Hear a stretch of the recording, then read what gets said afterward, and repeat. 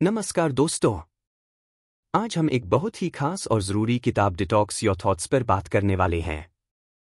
क्या आपने कभी महसूस किया है कि आपके दिमाग में नकारात्मक विचार आपको रोकते हैं?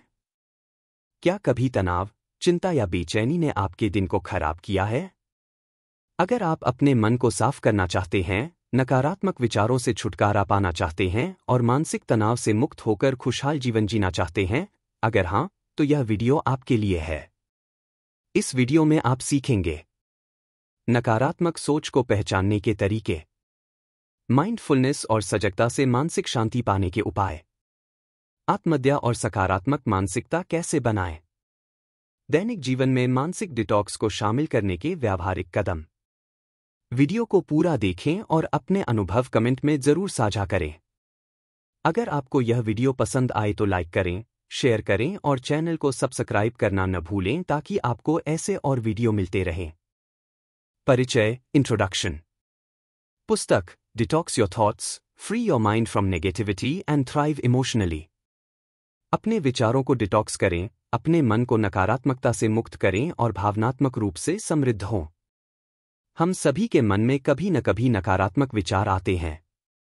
यह स्वाभाविक है, लेकिन जब ये विचार हमारे जीवन की दिशा तय करने लगते हैं, तब समस्या शुरू होती है। डिटॉक्स योर थॉट्स एक ऐसी पुस्तक है जो हमें यह समझने में मदद करती है कि हमारे विचार हमेशा सच्चाई नहीं होते और उन्हें जांचना, समझना और बदलना संभव है। यह किताब मानसिक स्वच्छता यानी थॉट डिटॉक्स पर आधारित है। इसमें बताया गया है कि हम किस तरह खुद को बेकार की चिंता, आत्मालोचना और अनावश्यक मानसिक बोझ से मुक्त कर सकते हैं। लेखिका व्यावहारिक तरीकों से समझाती हैं कि कैसे हम माइंडफुलनेस, आत्मसंवेदना और छोटे सकारात्मक कदमों के जरिए अपने सोचने के ढंग को बदल सकते हैं। पुस्तक का उद्देश्य यह नहीं है कि आप पूरी तरह से नकारात्मकता से बच जाएं, बल्कि यह सिखाना है कि आप उसे किस तरह समझें, उससे सीखें और आगे बढ़ें। यह किताब एक गाइड की तरह है जो आपको भावनात्मक रूप से मजबूत, मानसिक रूप से स्पष्ट और जीवन में संतुलन बनाए रखने की ओर ले जाती है। अगर आप अपने विचारों से परेशान रहते हैं, बार बार आत्मशंका या चिंता में घिर जाते हैं, तो यह किताब आपको एक नई दृष्टि दे सकती है, एक ऐसा नजरिया जो आपको अपने ही मन की शक्ति को पहचानने और दिशा देने में मदद करेगा। अध्याय 1, विषैले मन को समझना, हानिकारक विचार पैटर्न की पहचान करना, understanding the toxic mind, identifying harmful thought patterns. Toxic mind क्या है? मानव मस्तिष्क बहुत शक्तिशाली है, लेकिन कभी कभी यह शक्ति ही हमारे लिए बाधा बन जाती है। हम जैसा सोचते हैं, वैसा महसूस करते हैं और जैसा महसूस करते हैं, वैसा ही व्यवहार करते हैं। जब हमारी सोच नकारात्मक, आत्म-आलोचनात्मक और डर से भरी होती है, तो हमारा मानसिक स्वास्थ्य, आत्मविश्वास और संबंध सभी प्रभावित होते हैं। पहले अध्याय में लेखिका यह समझाने की कोशिश करती हैं कि हमारे विचार हमेशा तथ्य, ट्रूथ नहीं होते। वे हमारे पूर्व अनुभवों, डर, समाज के प्रभाव और असुरक्षा से उत्पन्न होते हैं। हमें यह सीखना होगा कि कौन से विचार सही हैं और कौन से केवल भ्रम हैं। एक नकारात्मक सोच को पहचानना, रिकॉग्नाइजिंग नेगेटिव थॉट्स। लेखिका कहती हैं कि पहला कदम है विचारों को पहचानना। ये विचार ज्यादातर अनजाने में आते हैं, जैसे कि मैं कभी सफल नहीं हो पाऊंगा, लोग मुझे पसंद नहीं करते, अगर मैंने गलती की तो सब कुछ बर्बाद हो जाएगा। ये विचार बार बार दोहराए जाते हैं और एक टॉक्सिक साइकिल बनाते हैं।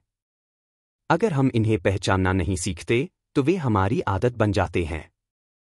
2 विचारों की प्रकृति, विचार तथ्य, थॉट्स आर नॉट फैक्ट्स। बहुत बार हम अपने हर विचार को सच मान लेते हैं, जबकि वह केवल एक दृष्टिकोण या डर हो सकता है। उदाहरण के लिए, अगर आपने किसी से बात की और उसने उत्तर नहीं दिया, तो आप सोच सकते हैं उसे मुझसे बात नहीं करनी, जबकि वह व्यक्ति व्यस्त भी हो सकता है। यहाँ लेखिका समझाती हैं कि हम अपने मन को वकील की तरह प्रशिक्षित करें, विचारों को तर्क से जांचें। क्या यह विचार पूरी तरह सही है? क्या इसका कोई दूसरा कारण हो सकता है? 3 आम हानिकारक सोच pattern, common harmful thought patterns. लेखिका कुछ सामान्य टॉक्सिक थॉट पैटर्न्स की पहचान करवाती है। ओवर जनरलाइजेशन, अत्यधिक सामान्यीकरण। एक घटना के आधार पर पूरे जीवन के बारे में नकारात्मक निष्कर्ष निकालना। उदाहरण, एक बार असफल हुआ, मतलब मैं हर बार असफल होऊंगा। बी. कैटास्ट्रोफिएजिंग, घटनाओं को अत्यधिक बढ़ा चढ़ाकर देखना। हर छोटी समस्या को बड़ी आपदा समझ लेना। उदाहरण, अगर मैंने ये प्रेजेंटेशन खराब किया तो मेरी नौकरी चली जाएगी। सी. माइंड रीडिंग, लोगों के दिमाग पढ़ने की कोशिश करना। बिना पूछे यह मान लेना कि लोग हमारे बारे में बुरा सोचते हैं। उदाहरण, उसे मेरी बातों में दिलचस्पी नहीं है। डी. ऑल और नथिंग थिंकिंग, सफेद या काला सोच। हर चीज को चरम पर देखना, या तो पूरी सफलता या पूरी असफलता। उदाहरण, अगर मैं टॉप नहीं आया तो मैं लायक नहीं हूं। ई. लेबलिंग, स्वयं को या दूसरों को नकारात्मक पहचान देना। उदाहरण, मैं एक निकम्मा हूं, वह हमेशा असभ्य है। व्यक्ति को एक घटना से जोड़कर पूरे व्यक्तित्व पर ठप्पा लगा देना। 4. ऑटोपायलट थिंकिंग से बाहर आना। अधिकांश नकारात्मक विचार ऑटोपायलट मोड में चलते हैं, हम सोचते भी नहीं कि क्यों सोच रहे हैं। लेखिका कहती हैं कि हमें पॉज लेना चाहिए, विचारों को ऑब्जर्व करना चाहिए, न कि तुरंत उस पर विश्वास करना। प्रश्न पूछने की आदत बनाइए। क्या यह विचार मेरी मदद कर रहा है या मुझे कमजोर कर रहा है? क्या मेरे पास इस विचार के समर्थन में ठोस प्रमाण है? क्या मैं अपने किसी दोस्त के लिए भी ऐसा ही सोचूंगा?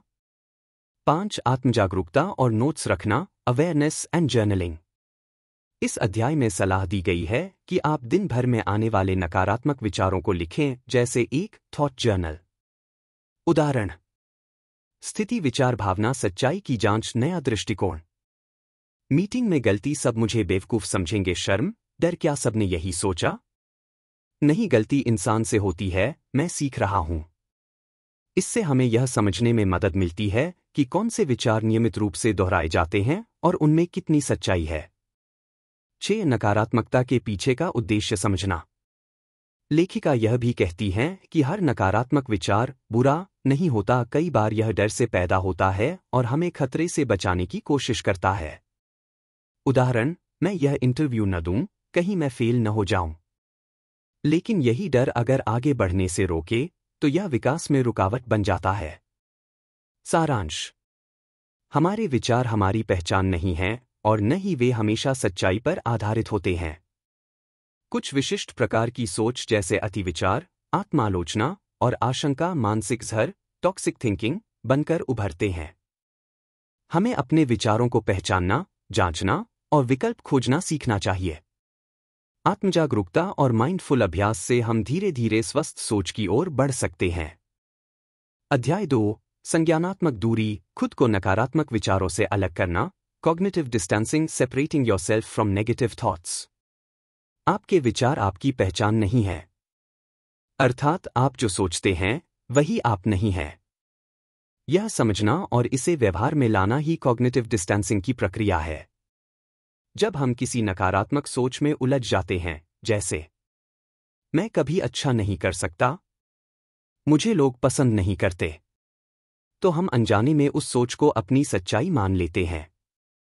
इस अध्याय में बताया गया है कि कैसे हम अपने विचारों से एक मानसिक दूरी बनाकर उन्हें सिर्फ विचार के रूप में देख सकते हैं, न कि वास्तविकता के रूप में।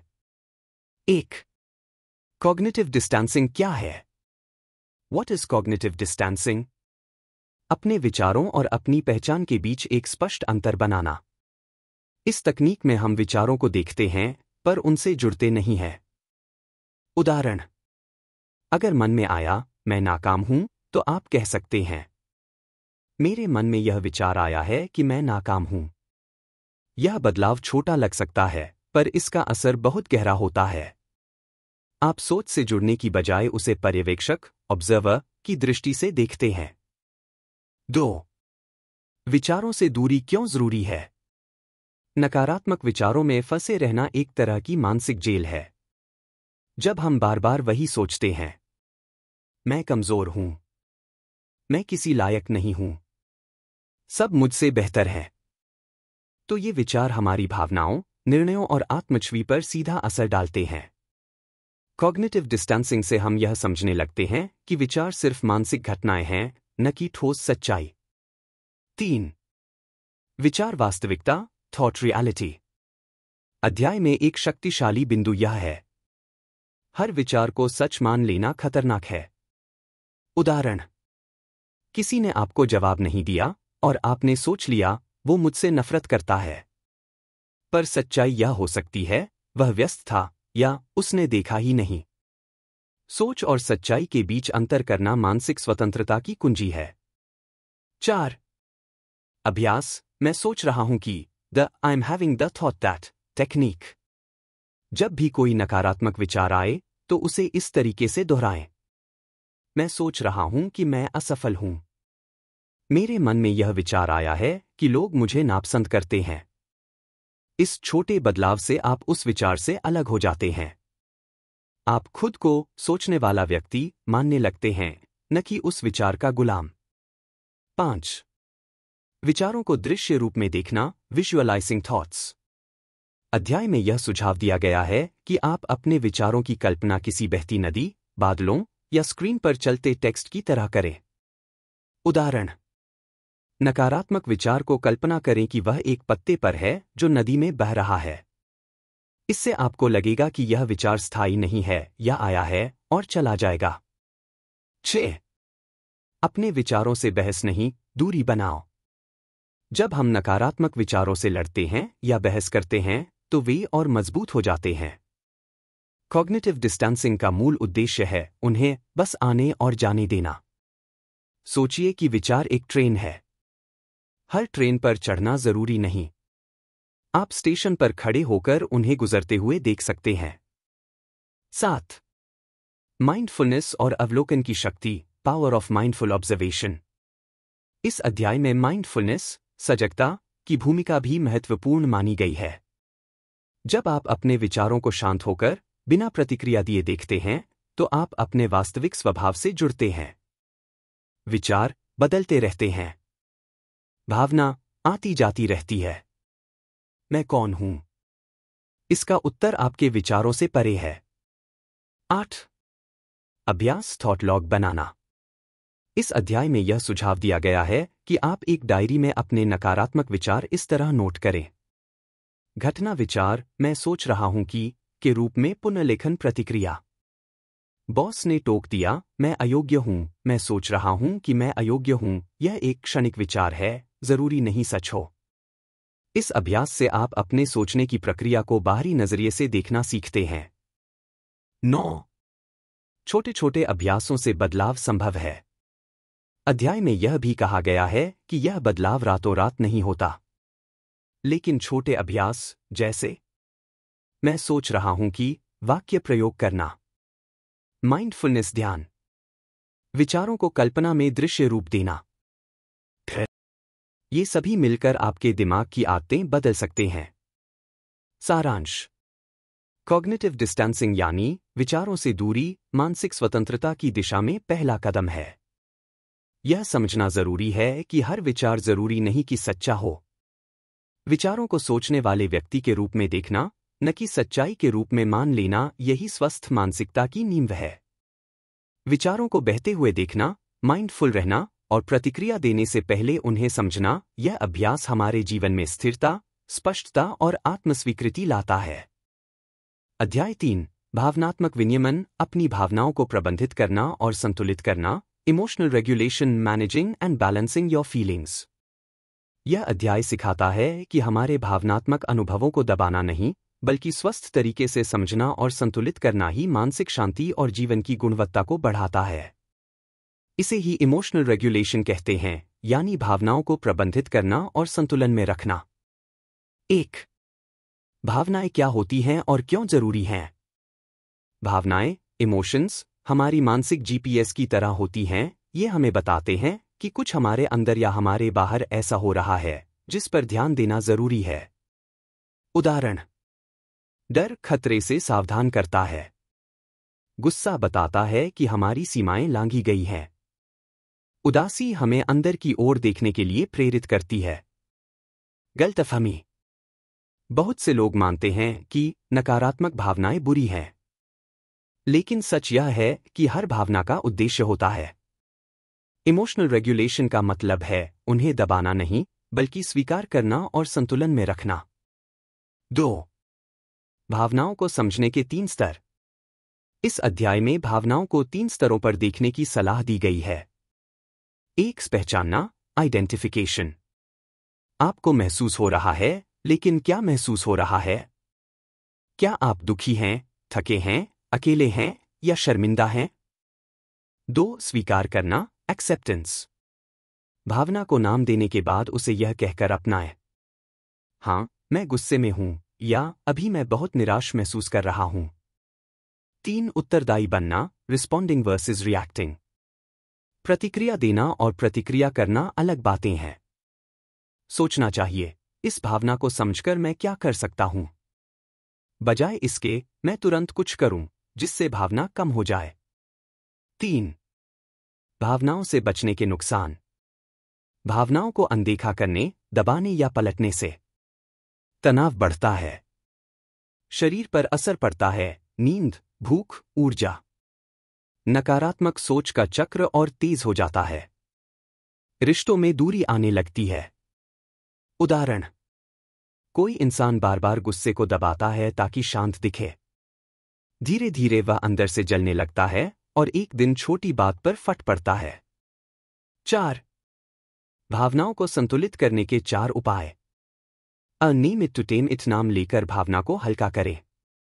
जब आप भावना को शब्द देते हैं तो वह एक दिशा में बहने लगती है। मैं घबराया हुआ हूं, मुझे अनिश्चितता डराती है।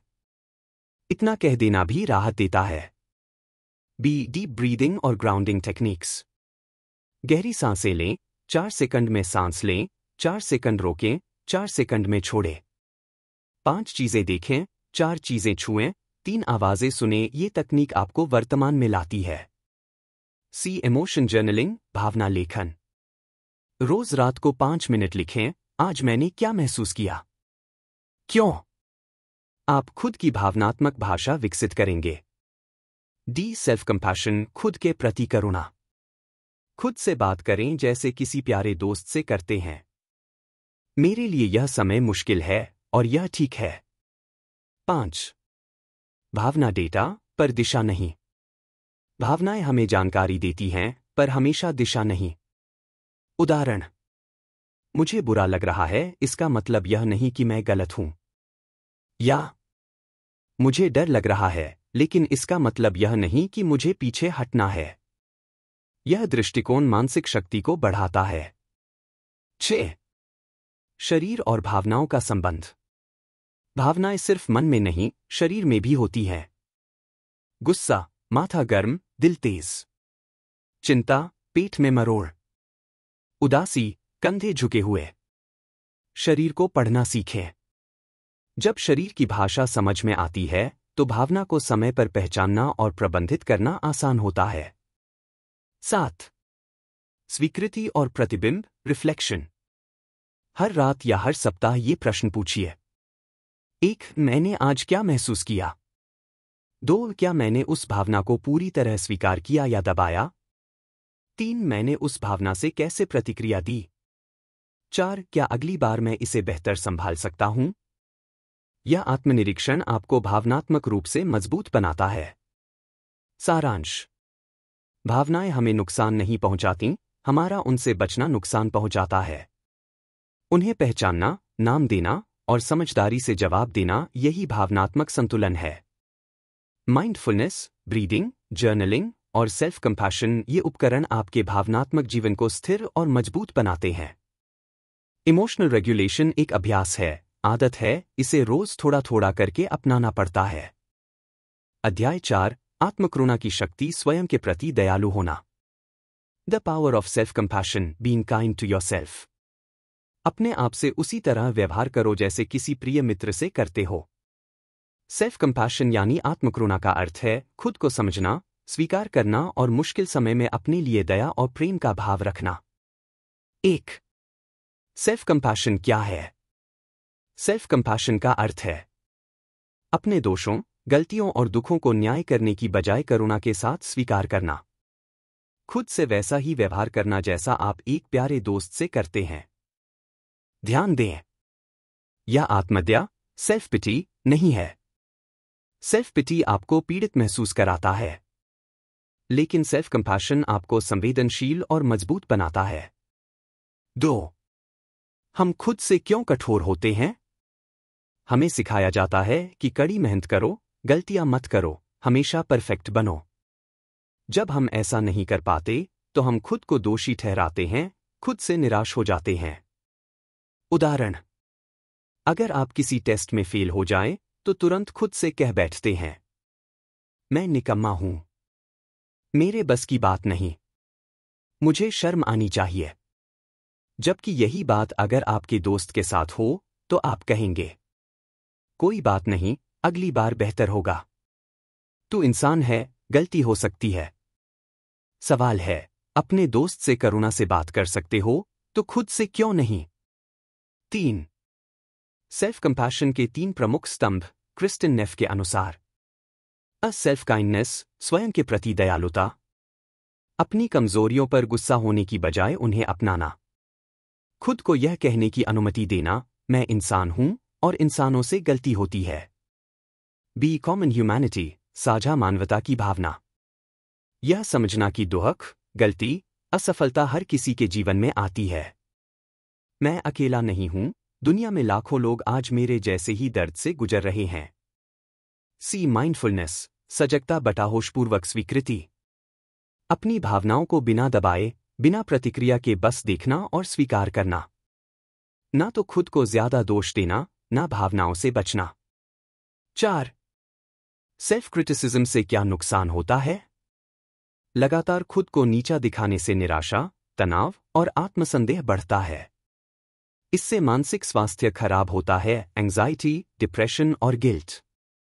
यह हमें खुद से दूर कर देता है।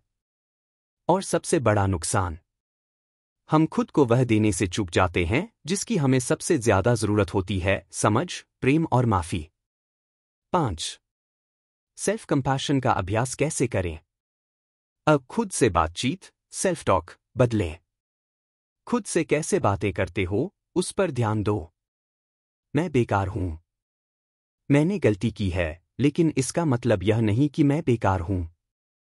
बी लविंग काइंडनेस मेडिटेशन, हर दिन कुछ मिनट यह दोहराएं, मैं शांत हूं, मैं सुरक्षित हूं, मैं अपने लिए करुणा रखता हूं।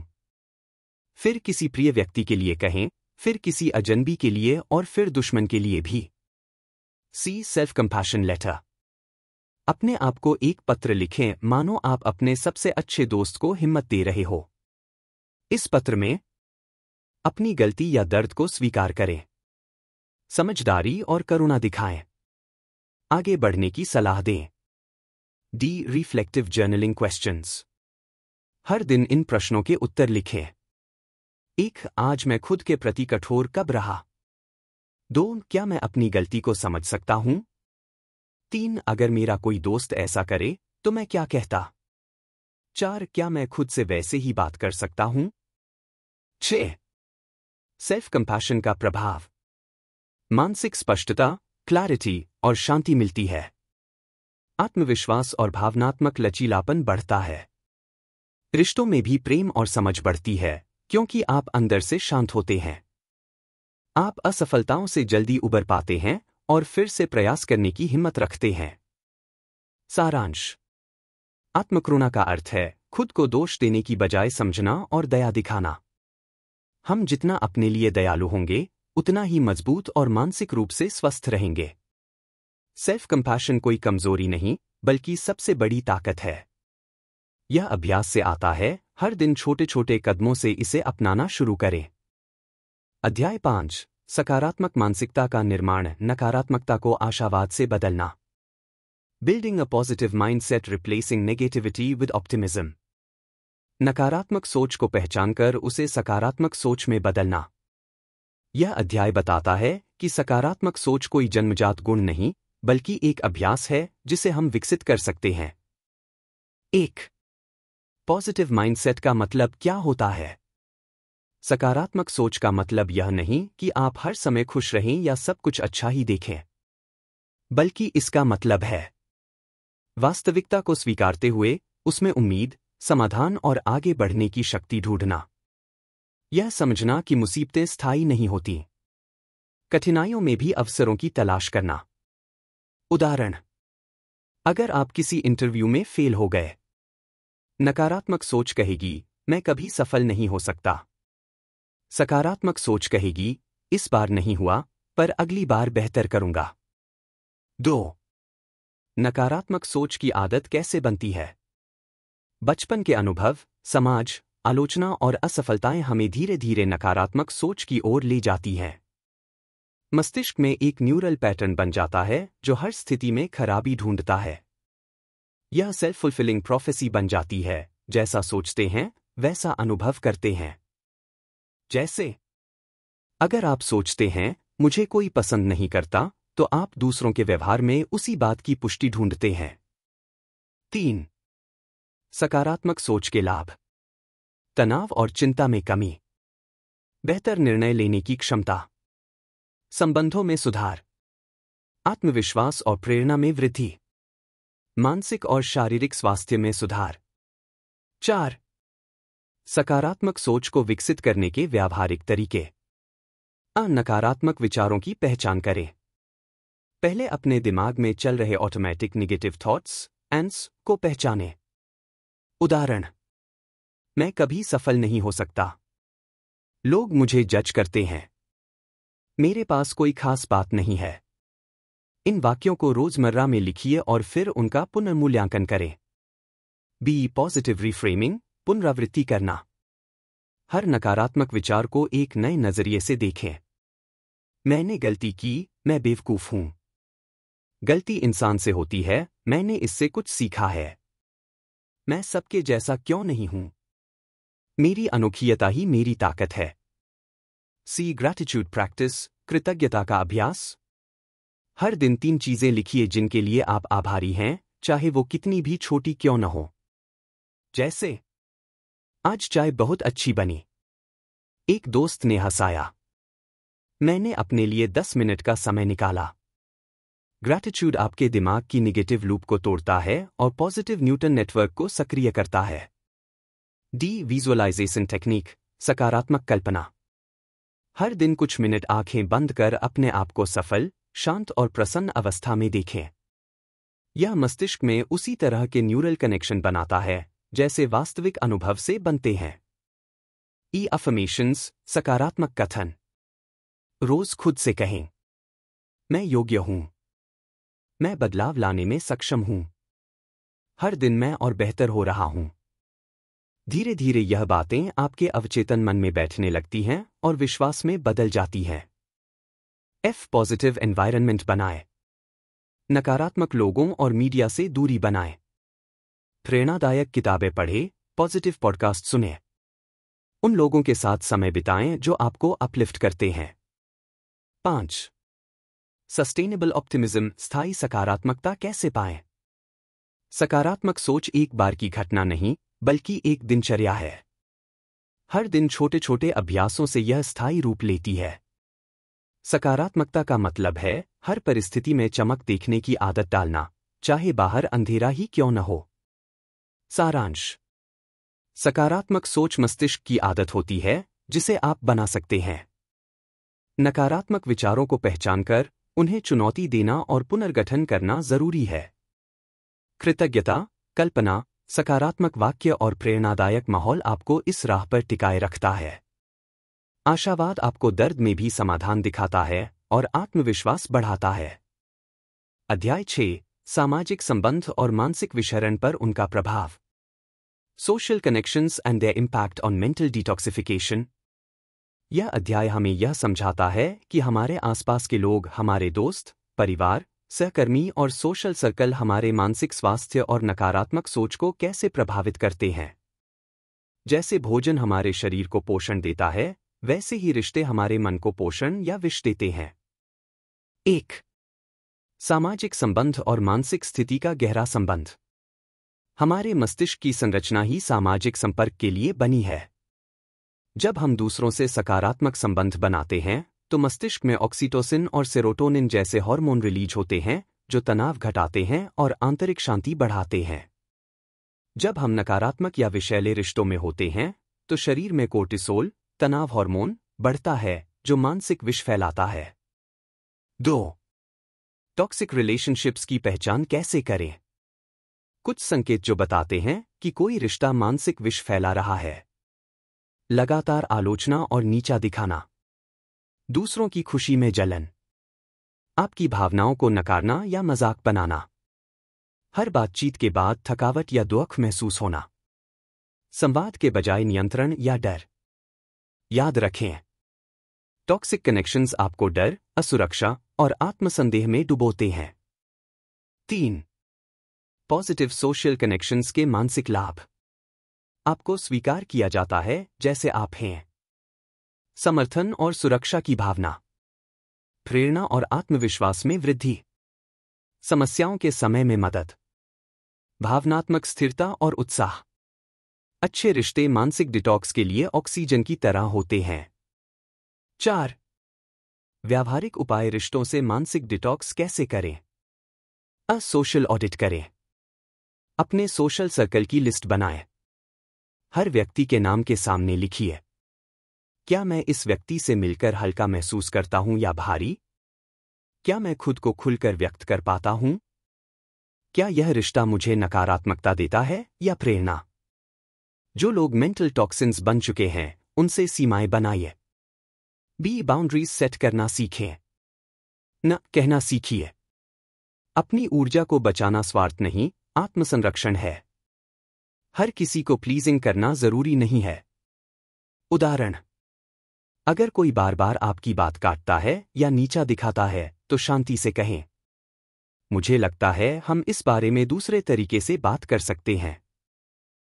सपोर्टिव लोगों को प्राथमिकता दें।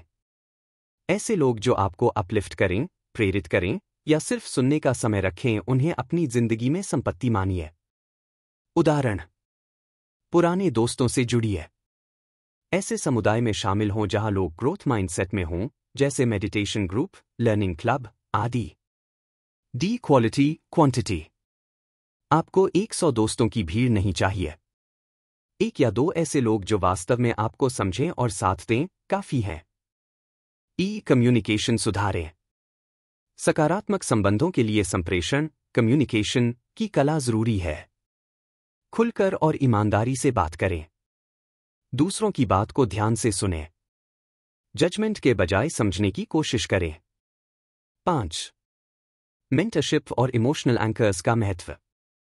आपके जीवन में 1-2 ऐसे लोग होने चाहिए जो आपको मार्गदर्शन दे सकें, आपको कठिन समय में संभालें, आपको खुद से जोड़ने में मदद करें। यह लोग आपके लिए इमोशनल डिटॉक्स एंकर्स बनते हैं, यानी ऐसा सहारा जो आपकी भावनात्मक सफाई में मदद करता है। सारांश, हमारे मानसिक स्वास्थ्य पर हमारे रिश्तों का गहरा असर होता है। विषैले संबंध मानसिक जहर फैलाते हैं, जबकि समर्थन भरे संबंध डिटॉक्स करते हैं। रिश्तों की समीक्षा, सीमाएं बनाना और सकारात्मक लोगों के साथ रहना बहुत जरूरी है। अच्छे संबंध आत्मसंवेदना, आत्मविश्वास और आंतरिक शांति लाते हैं। मानसिक डिटॉक्स केवल आत्मचिंतन से नहीं, बल्कि सही लोगों के साथ रहने से भी होता है। अध्याय 7, सजग जीवन जीना, दीर्घकालिक मानसिक स्वास्थ्य के लिए स्थायी अभ्यास। Living mindful life, sustainable practices for long term mental health. इस अध्याय में यह समझाया गया है कि केवल नकारात्मक विचारों से छुटकारा पाना ही पर्याप्त नहीं होता, बल्कि उसके बाद एक सजग, संतुलित और आत्मजागरूक जीवन शैली अपनाना जरूरी होता है। यह जीवन शैली ही मानसिक स्वास्थ्य को दीर्घकालिक रूप से मजबूत बनाती है। 1. माइंडफुलनेस। माइंडफुलनेस क्या है? माइंडफुलनेस का अर्थ है वर्तमान क्षण में पूरी जागरूकता के साथ जीना, बिना किसी जजमेंट के।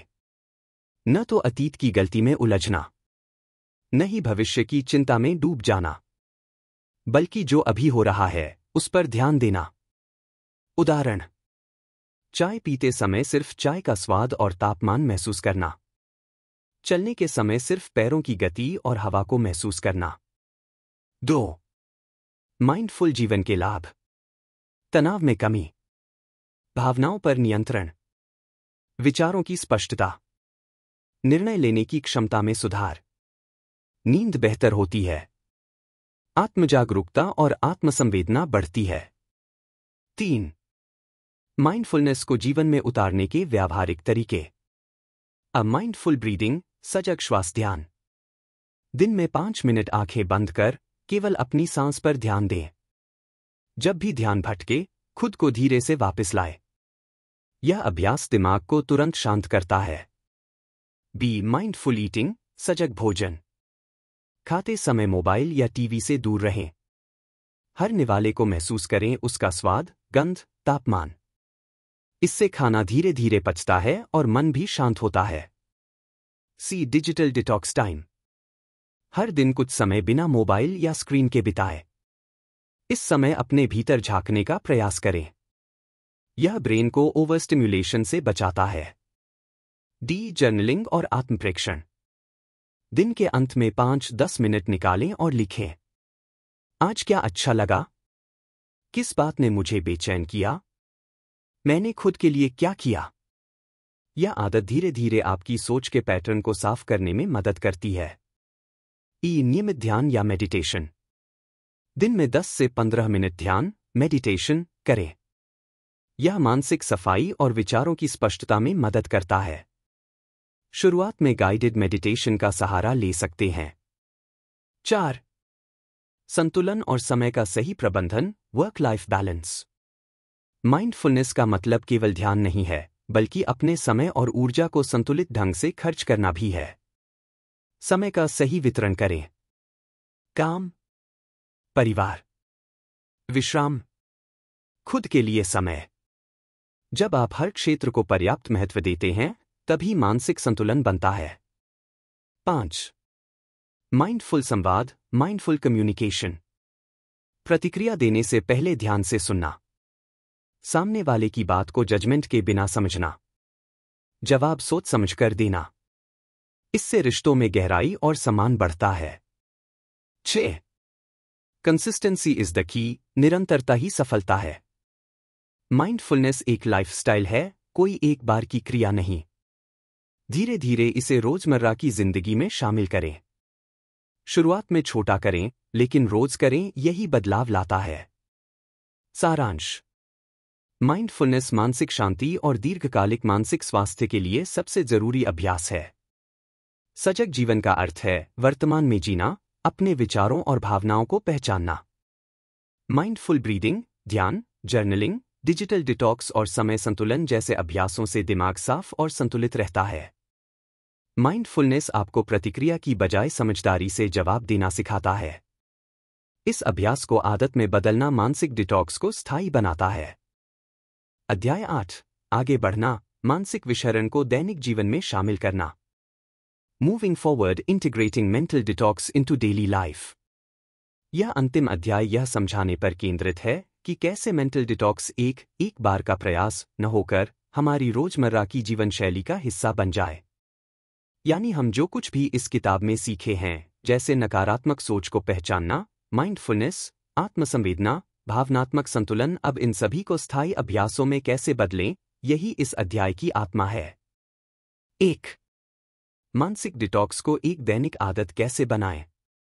अ मॉर्निंग रूटीन को मानसिक रूप से स्वस्थ बनाना। दिन की शुरुआत एक सजग और सकारात्मक सोच से करें। 5-10 मिनट ध्यान या ब्रीदिंग एक्सरसाइज करें। एक पॉजिटिव अभिप्रेरण, एफर्मेशन बोलें, जैसे मैं शांत, संतुलित और सशक्त हूं। यह दिन की दिशा तय करता है, तनाव की नहीं, संतुलन की ओर। बी. दिन भर छोटे छोटे चेक इन मोमेंट्स जोड़ना। हर 2-3 घंटे बाद 1 मिनट के लिए रुकें और खुद से पूछें, अभी मैं क्या महसूस कर रहा हूं? क्या मैं रिएक्ट कर रहा हूं या रिस्पॉन्ड कर रहा हूं? क्या मैं संतुलन में हूं? यह आदत मानसिक सफाई में बेहद मददगार होती है। सी. जर्नलिंग, रात को 5 मिनट अपने विचार लिखना। आज क्या अच्छा किया? क्या बात मानसिक रूप से भारी लगी? कल मैं क्या सुधार कर सकता हूं? जर्नलिंग आपके अवचेतन मन की सफाई करती है, ये रात की मानसिक शुद्धि है। डी. सोशल इंटरैक्शन को सिलेक्टिव बनाना। उन्हीं लोगों से जुड़िए जो आपको अपलिफ्ट करें। बाउंड्रीज बनाए रखें, हर बातचीत जरूरी नहीं। समय और ऊर्जा को व्यर्थ लोगों से बचाइए। आपका सोशल सर्कल आपके मानसिक जीवन का मिरर है। 2. रिलैप्स का डर, अगर दोबारा नकारात्मक सोचा जाए तो? समाधान: इसे असफलता मत समझिए, बल्कि सचेत होने का संकेत मानिए। खुद को दोषी मत ठहराइए, बल्कि सोचिए, क्या मैं पर्याप्त सोया था? क्या मैंने दिन भर खुद पर ध्यान दिया था? अपने मेंटल डिटॉक्स टूल्स, ध्यान, ब्रीदिंग, जर्नलिंग, सपोर्ट का उपयोग कीजिए। Relapse reminder, not failure. 3. Inner growth को सेलिब्रेट करना सीखिए। जब भी आप किसी नकारात्मक प्रतिक्रिया को शांतिपूर्वक टालते हैं, उसे स्वीकारें। जब आप आलोचना को शांत दिमाग से सुनते हैं, उसे अपनी उपलब्धि मानें। जब आप खुद को ब्लेम करने के बजाय समझते हैं, सेलिब्रेट करें। Mental detox is not about perfection, it's about awareness. 4. Personal mental detox toolkit बनाएं। हर व्यक्ति की जरूरतें अलग होती हैं। अपने लिए एक मेंटल डिटॉक्स टूलकिट बनाइए जिसमें शामिल हो: कैटेगरी एग्जाम्पल टूल्स, माइंडफुलनेस ध्यान, ब्रीदिंग ऐप, भावनात्मक संतुलन जर्नलिंग, थेरेपी, आत्मसंवेदना, नकारात्मकता प्रबंधन कॉग्निटिव डिस्टेंसिंग टेक्निक, प्रेरणा और आत्मबल पॉजिटिव अफर्मेशन, मोटिवेशनल वीडियो, सामाजिक समर्थन सहायक मित्र, मार्गदर्शक या समूह। 5. लक्ष्य, मानसिक शांति को लाइफस्टाइल बनाना। यह अध्याय कहता है कि मानसिक डिटॉक्स कोई उपाय नहीं है, बल्कि यह एक नया तरीका है जीने का।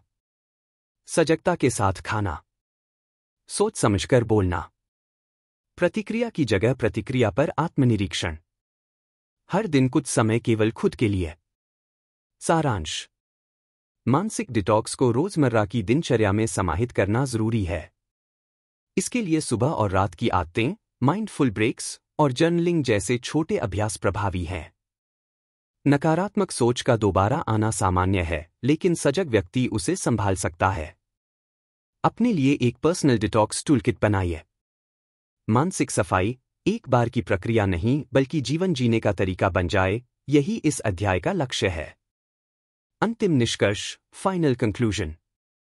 इस किताब का मूल संदेश यह है कि हमारे विचार हमारे मन और जीवन की गुणवत्ता निर्धारित करते हैं।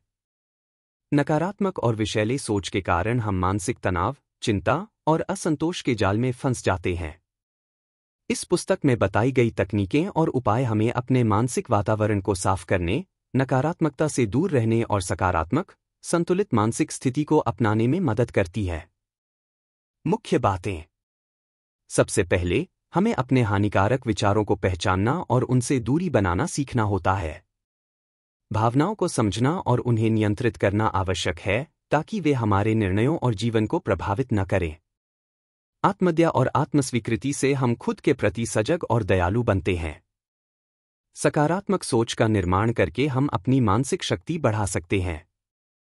सामाजिक संबंध हमारे मानसिक स्वास्थ्य पर गहरा प्रभाव डालते हैं, इसलिए सही लोगों के साथ जुड़ना आवश्यक है।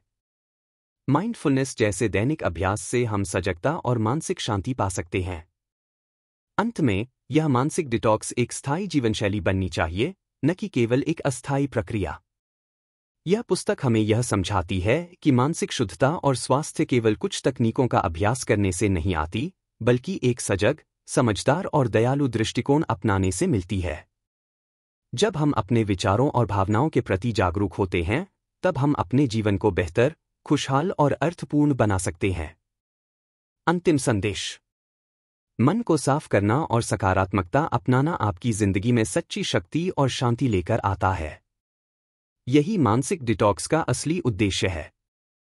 दोस्तों, उम्मीद करता हूं कि आपको यह वीडियो पसंद आया होगा और आपको अपने मन को डिटॉक्स करने के लिए नए तरीके और प्रेरणा मिली होगी। अब मैं जानना चाहता हूं, आप अपने दैनिक जीवन में कौन से ऐसे नकारात्मक विचारों से सबसे ज्यादा जूझ रहे हैं?